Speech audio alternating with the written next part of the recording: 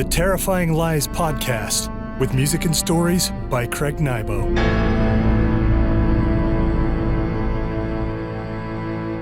Hello, friends, and welcome to the Terrifying Lies podcast, where we walk the hollow road under the foreboding moonlight into unexplored and dangerous territories. I'm your host, Craig Nybo, and I am so glad to be here. Before we get started, I want to let you know about my interactive book. It's possibly the darkest tale I have ever written, and it's only available at craignybo.com/store-3. It's called The Thornhill Legacy. When Arthur Holland's business obligations lead him to acquire a dilapidated Queen Anne mansion in southern New York, his decision unleashes a malevolent past. Arthur moves his wife, Leslie, and their young son, Alexander, into the once grand estate. However, as renovation work commences, the spectral inhabitants of Thornhill Mansion awaken, leaving mother and son teetering on the precipice of sanity. As Arthur strives to balance the demands of his business and protect his family, he grapples with forces beyond reason, battling to keep his loved ones from the abyss. Get the beautifully illustrated hardback deluxe volume today. You can read the book straight up, or scan the QR codes inside and listen to sonically enhanced content with an all-original musical score and pro sound design. Get your copy for only $39.99. I'll paste a link in the description for this episode. Now, on to today's story.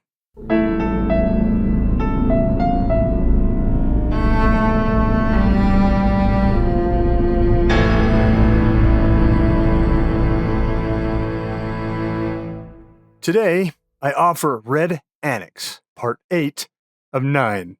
If you haven't listened to Parts 1 through 7, I advise you go back to the top of the season and tune in. Otherwise, you might find yourself a bit confused. Previously on Red Annex, a supervirus that causes insanity and the urge to consume human flesh lands in America. The government reacts by throwing up annexes to quarantine the hot areas. President Dishel sends an Army Special Forces team into the most prominent annex in the San Fernando Valley with an experimental vaccine to recon and rescue. But the locals have something else in mind. The team divides to see to different parts of the mission, now with the evacuation Chinook en route and scheduled to land in less than 5 minutes. Can all of the teams make it back to the landing zone in time and alive? To find out, listen on. I'll see you on the other side.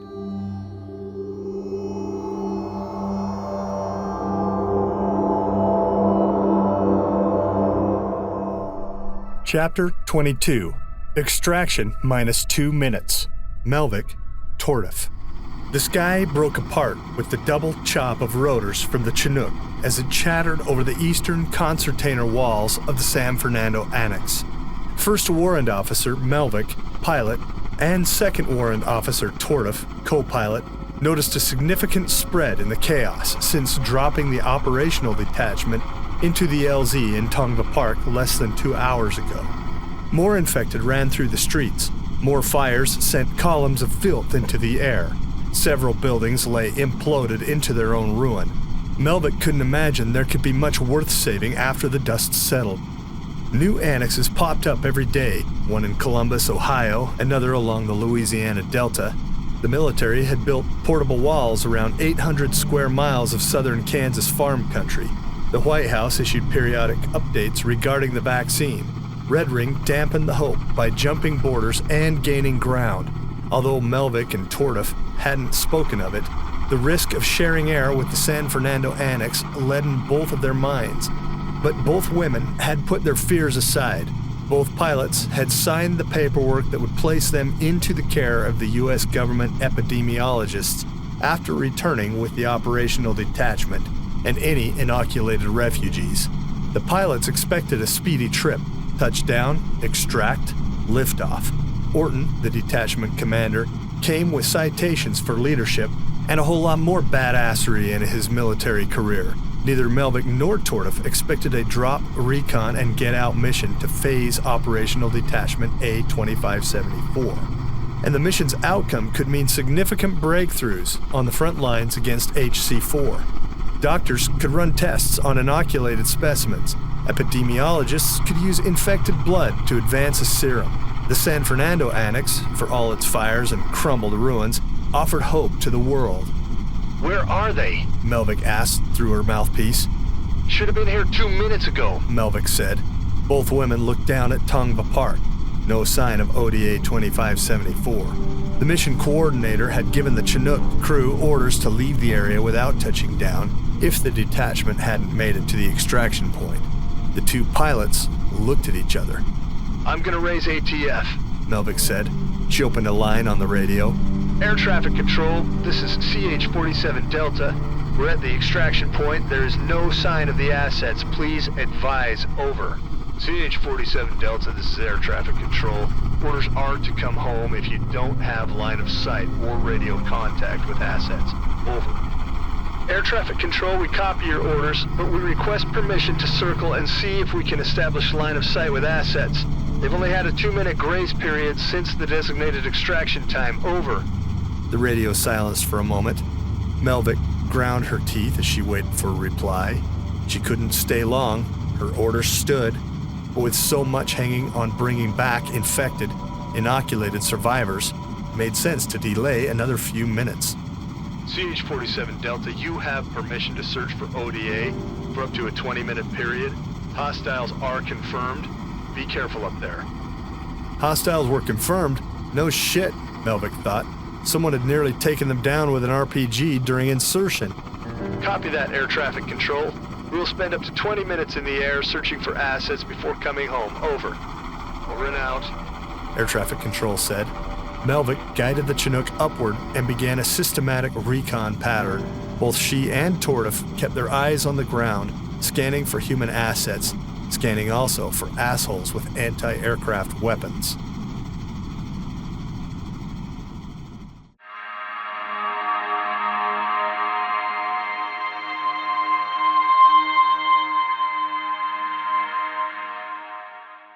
Chapter 23, Extraction plus 5 minutes, Watson and Pitts. During combat, silence reminded Pitts of a rattlesnake. It coiled up, eyes on its target, patient, quiet, searching for the perfect moment to lash out. The longer the silence, the deadlier the strike. The diseased hostiles kept out of sight, licking the wounds from their half-assed attacks in ones and twos. But both Pitts and Watson knew that they would come, and when they arrived, they would attack in wholesale numbers. Pitts kept watch while Watson pumped diesel fuel into the big yellow Union 76 ball atop the crow's nest. Watson watched the gauge, counting the gallons as they flowed. "Give me 3 of your M9 magazines," Pitts said, holding out his hand. Watson hooked 3 magazines from the chest rig of his plate carrier and handed them over. Pitts drew 3 magazines of his own. "We're gonna move across the opening of that tire fire and turn right onto First Court Street.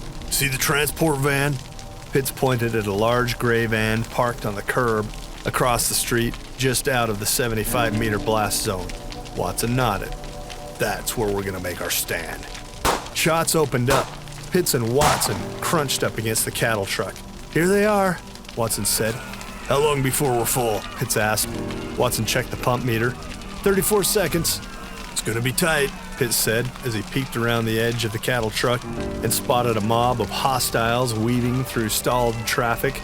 An unlikely mix of men and women made up the rabble, all demographics from teens to gray-tipped elders. They moved in clumps and claws, their collective voices oozing a discordance of shouts, groans, and conversations. Pitts half expected zombies, but their eyes gleamed with sentience. This was no George A. Romero movie. They liked their meat cooked. Pitts squirmed inside, thinking about the hell he and Watson intended to inflict on them. Every intelligent last one of them. Watson stopped the pump at exactly 671 gallons. "We're there," he said. Pitts slung his MK-16 over his shoulder and hooked an elbow around the 3 remaining RPG-7s. He cradled them in one arm and held the 6 9mm magazines in the other hand. "Let's go," he said, Pitts ran point. Watson took up the rear, keeping his eyes on their six as they moved toward the tire fire. The approaching mob fired at will, primarily amateur pot shots from the edge of effective range. Pitts and Watson entered the horseshoe opening. Heat from the burning rubber cooked through their body armor, causing beads of sweat to break. The fire blocked any visual of the approaching hostiles. "We gotta convince them this is our last stand," Pitts said. Pitts leaned the 3 RPG-7s against a stack of unburned tires and placed 5 of the 6 magazines on the rim of the rubber. One by one, in rapid succession, he threw the magazines into the flames, landing them in all compass directions around the horseshoe. After throwing the last of them, he picked up the RPG-7s. "Bear right," he said, indicating a route toward the street that would obscure the mob's view. Pitts ran point. Watson watched the rear. He escaped the flames and cut between the Union 76 station and a Burger King restaurant. They dropped over the curb and cut on First Court Street before the burning 9mm magazines reached terminal heat, and bullets sounded off like popcorn. 6 magazines, each containing 15 rounds, meant 90 rounds of mayhem. "They're buying it," Watson said, his mouth curling into a smile. The mob of infected stopped short. Most of them dove for cover behind abandoned cars or into forsaken storefronts. Random gunfire persisted for another minute and a half, giving Pitts and Watson more than enough time to find cover behind the gray transit van. As the popcorn slowed to a trickle, a few of the hostiles, the braver ones, emerged from cover and advanced. Man by man, woman by woman, more cropped up from hiding. One man, an oafish specimen with rock star hair and a face full of pustules, walked toward the horseshoe's opening, reticent of the flagging 9mm rounds. He held a hunting rifle in one hand and a machete in the other. He stopped short of the opening, eyeing the burning tires, waiting for the shots to subside. 3 more rounds popped off. A brief pause. A last shot. The fat man with the machete and rifle waited for another 3 breaths. He took 2 steps toward the entrance. He paused. "What's he doing, waiting for backup?" Watson said, keeping an eye on the fat man. The other infected hung on his hesitancy, some in cover, others out in the open. The fat man looked toward First Court Street. Pitts and Watson ducked behind the transit van. Had the fat man seen them? From behind cover, Pitts hefted one of the RPG-7s. He engaged the 2 steel sights on top of its sleek body and set the rear slider for 75 meters. Watson peered around the edge of the transit van. The fat man raised both of his weapons and let out a guttural scream. Others joined the howl, their united chorus escalating into a hellish caterwaul. Emboldened by the din of crisscrossing voices, the fat man tilted forward as far as his weight could hold him before breaking into a run, straight toward Pitts and Watson, or toward the entrance of the horseshoe burning tires. The soldiers couldn't guess until he reached the horseshoe's opening. "We need to leave, now," Watson said. "Hold. Just for a second."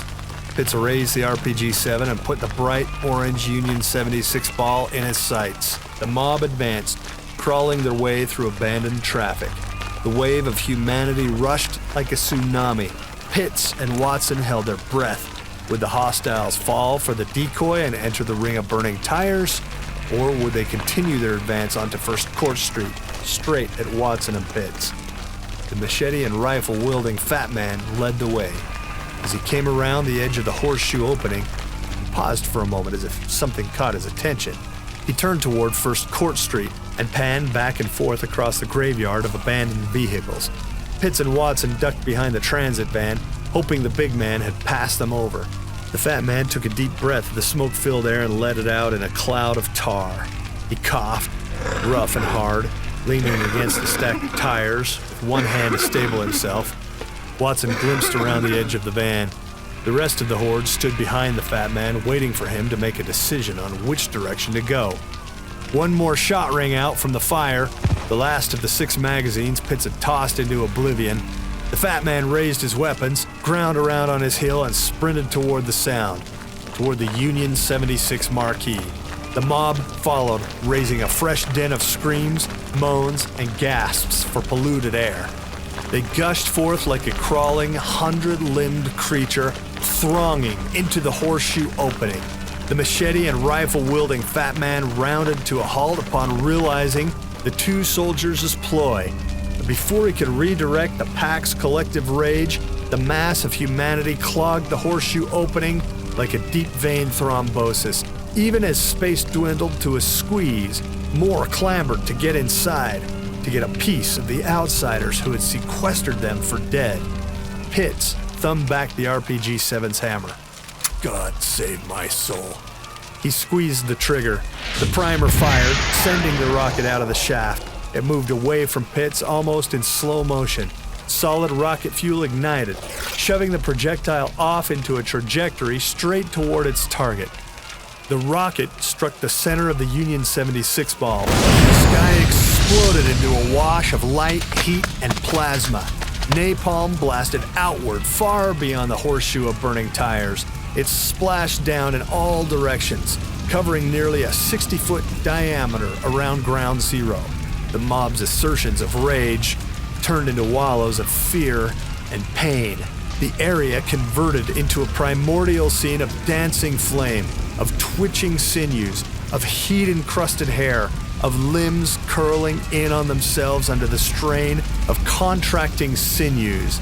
Some fought longer than others, but before Pitts and Watson overcame the horror of the scene and found the will to back away, most of the infected lay crumpled in glowing masses of accelerant. The diesel fuel burned, the car wash soap stuck, tarring and feathering them with the phoenixes down, a fire that could neither be brushed away nor extinguished.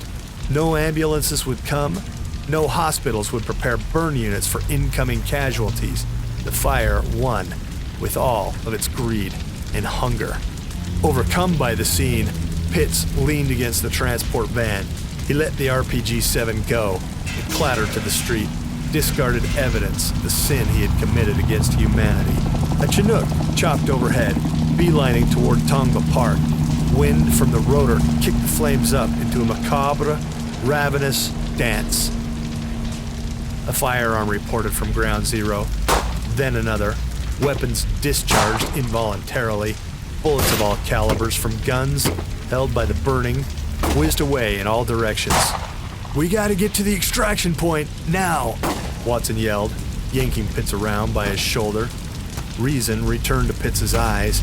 He picked up the two remaining RPG-7s and fell in behind Watson. The two men ran toward Tongva Park.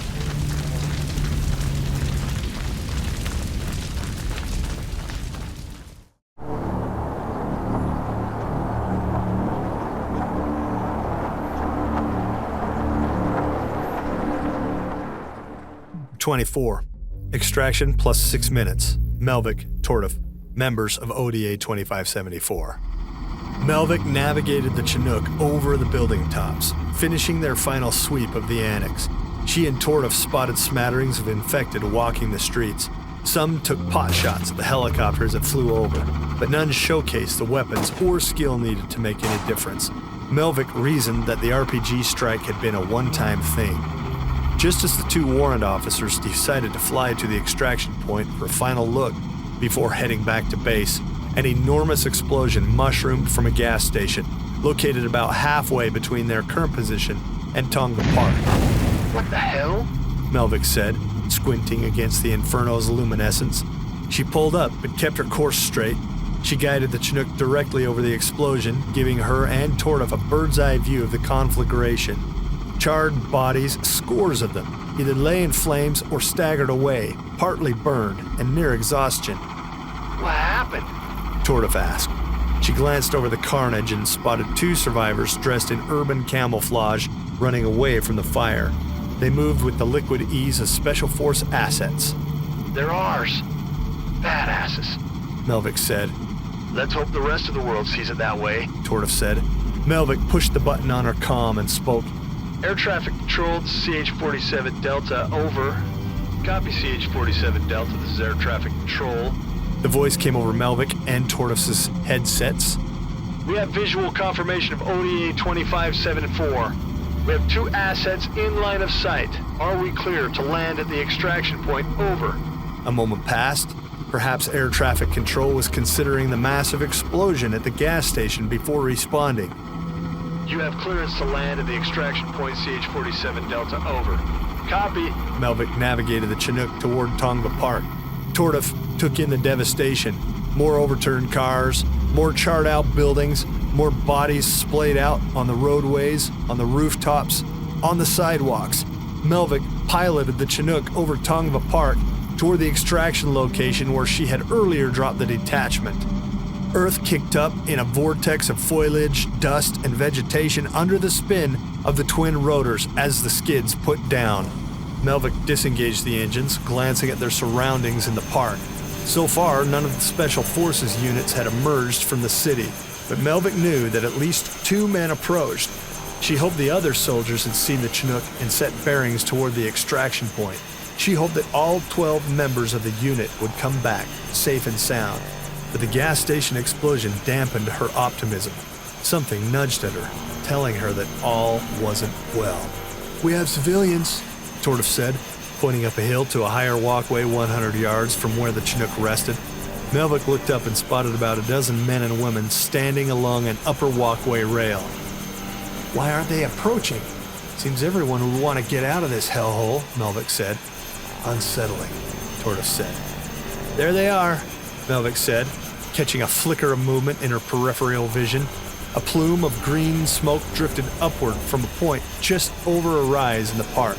Both warrant officers recognized the haze of at least 2 M18 smoke grenades. "Must be trouble," Tortoff said. "Otherwise they wouldn't signal. We need to keep our eyes on them." She gestured toward the line of civilians rimming the upper walkway. Already another dozen had assembled at the rail. From the other side of the park, 5 soldiers carrying 3 casualties between them moved out of the green smoke toward the Chinook. Melvick recognized Orton, the detachment's commanding officer. American soldiers' remains hung over his shoulder, a body twisted in awkward directions, nothing more than a collection of flesh bagged in loose skin and urban camouflage. Melvick glanced up the hill at the expanding group of civilians. "Get on the starboard gun. I don't want a firefight, but we've seen a lot here in this annex." More than she could easily count stood at the rail, scores of infected civilians. "Yes, ma'am," Warrant Officer Tortoff said. She unbuckled her belt and dropped into position in the starboard gun port behind a fixed M240 machine gun. She set the rear sight to the correct range for the assembled horde up on the hill. With the safety on, she aimed. The situation felt more volatile by the second, but she held on to hope that she wouldn't have to fire on civilians. Although the infected held the higher ground, she only spotted firearms on a few of them. This thing would be a massacre. She didn't want to put her finger on the trigger. "Any activity up there?" Melvick asked. "They're just standing around. It's like they're here for a show." "Wait a minute," Tortoff interrupted herself. "I know that one. What's going on?" "It's that damn reporter, the guy who released the frat barbecue video on the net. He's there, right up front." Langevin approached the rail, arrogance traced on his features. The pack leader, Tortoff thought as she observed how the crowd parted for the aspiring journalist. Tortoff noticed more metallic flashes in the group, more guns than she had first estimated. Melvick pushed the button that opened the Chinook's rear ramp. The mechanics clunked, hydraulics hissed, as the back of the helicopter yawned wide. Tortoff looked through the opening. 5 soldiers carrying 3 dead between them advanced through the park toward the Chinook. She sighted the civilians on top of the knoll with her M240. She panned the weapon, watching for signs of aggression. If any of them raised a gun, she would send a warning burst over their heads. Orton led the others up the ramp and into the guts of the Chinook. "They're hostile," Orton shouted, his voice chalky from M18 smoke. "They're up to something." "No shit they're hostile," Melvick said as she watched Orton, Wills, and Wilmore lay the bodies of their dead in a row on the floor. "That reporter's with them," Tortoff said, keeping her eye on Langevin. The man stood, arms crossed, front and center, staring down at the double-rotored helicopter. Giesing and Henry, their faces bloodied and bruised, collapsed into 2 shock seats, Giesing's nose aimed at an odd angle. Henry tried to conceal the new gap in his mouth where his front teeth used to be. Orton, Wills, and Wilmore secured Marwadell, Riggs, and Krell's bodies to the diamond plate floor with ratchet straps they drew from a storage compartment. Orton said, They follow that bastard Langevin like a cult leader. Red Ring affects their minds. This whole place is a madhouse. Tordif kept Langevin in her sights as the three soldiers finished the macabre work of securing their dead. Once finished, they slumped into their shock seats and managed a few easy breaths. There they are, Melvik said, pointing toward the Chinook's 1 o'clock. A group of 20 and change civilians cut out of a copse of evergreens and moved at a moderate pace over the once well-manicured grass of the open field. Hostiles? Tordif asked. No, refugees. 2 of ours are with them. Melvik spotted Tuttle and Peltier leading the bedraggled clot of humanity toward the Chinook. A little girl, perhaps about 10 years old, walked hand in hand with Peltier. They're getting restless up in the gallery, Tordif said, keeping her sights on the hostiles at the rail. She watched Langevin bark something out at the crowd. He turned this way and that, extending his arms, aiming a finger down the hill toward the Chinook. That asshole's giving them some kind of motivational speech. A few members of the mob drew weapons. Guns are coming out, Tordif said. More firearms appeared. Orton issued a frustrated groan and looked over at Wilmore. The 2 men exchanged a glance that said, "Haven't we done enough for the day?" Get ready for contact, Orton said. He, Wills, Wilmore, Henry, and Giesing checked their weapons. Tordif counted at least 30 firearms on at least 30 hostiles. The infected men and women waved them like flags. Their combined voices stirred up to a raucous, incited by Langevin's words. "Come on," Melvik said, willing Peltier and Tuttle to move faster toward the VTOL.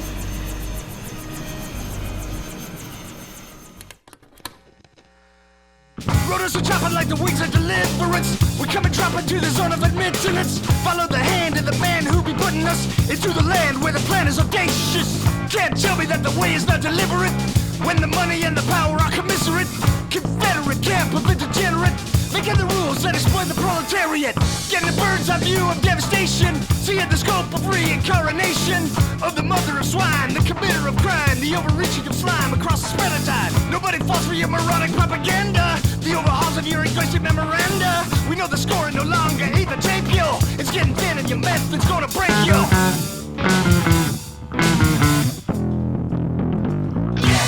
Because it's hell below, to get the undertow. We're gonna overthrow. It's a kind of manifesto. Because it's hell below, to get the undertow. We're gonna overthrow. It's a kind of manifesto.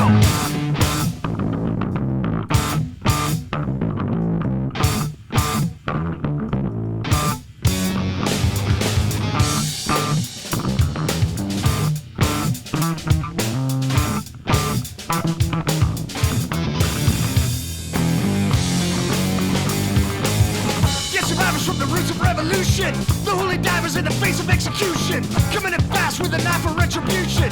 An angel guiding for the work of relocation. Getting it right, yeah, getting it over. I'm the man who began the plan to take us under. We ain't hearing the scam. You can touch on the hand, we're gonna slam the sham as a reminder. You ain't nothing, you're hardly in charge of the feelings circulating around the people at large. We're getting ready to gather the team for a recapitulation, the likes of which you've never seen. Drop zone, it's a cyclone, and we're landing in a storm that we never before have known. Dethrone, the overgrown, we're gonna curb check the dictate together all alone.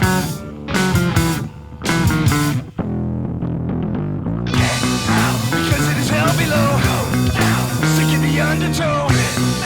We're gonna overthrow. It's a kind of manifesto. Because it is hell below, sick in the undertow. We're gonna overthrow. It's a kind of manifesto. What kind of game you playing? Hope you ain't planning on staying. You finished masquerading. When'd you dominating? I stripped today's song down to its rudiments. You'll notice that I kept the chaos, the guitar and bass pops, amp hum, and other imperfections in the mix. I wanted to take this song straight to the ground, raw and dirty. Sometimes it's difficult to keep from cutting, editing, and processing a song until it shines with artificial luster. For this one, I resisted the temptation. I hope you enjoyed it. Again, This song is propped up by the genius drumming of the great Bernardo Iacona.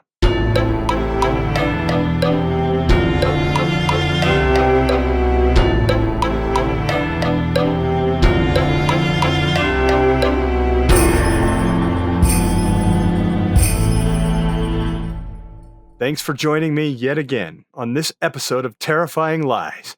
I know it's odd, but I feel a connection with you, as if we move together through these stories. I picture you as I write, compose, and produce each episode. Before I start working, I ask myself, what would my friends want to hear? Then I produce something specifically for you. I wish you sweet dreams. Or should I say, sweet nightmares. The Terrifying Lies podcast, with music and stories by Craig Nybo.